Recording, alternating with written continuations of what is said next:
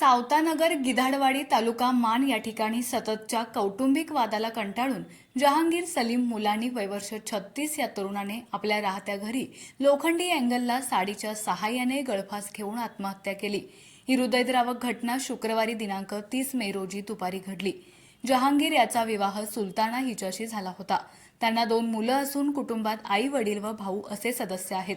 घटनास्थळावरून मिळालेल्या माहितीनुसार काही दिवसांपासून पती पत्नीमध्ये वाद सुरू होता। परवा त्यांच्या वादाचे पर्यवसान पोलीस स्टेशनपर्यंत गेले होते। पोलिसांनी दोघांनाही समज देऊन घरी पाठवले होते, मात्र वाद निवळण्याऐवजी अधिक तीव्र झाला। काल दुपारी दोघांमध्ये पुन्हा एकदा वाद झाला आणि पत्नी सुलताना दहिवडी येथे निघून गेली। यावेळी जहांगीर घरी एकटाच होता। त्याचे आई वडील कामानिमित्त बाहेर गेले होते। वडील सलीम मुलानी घरी परतल्यानंतर त्यांना मुलगा घरात गळफास घेतलेल्या अवस्थेत आढळून आला।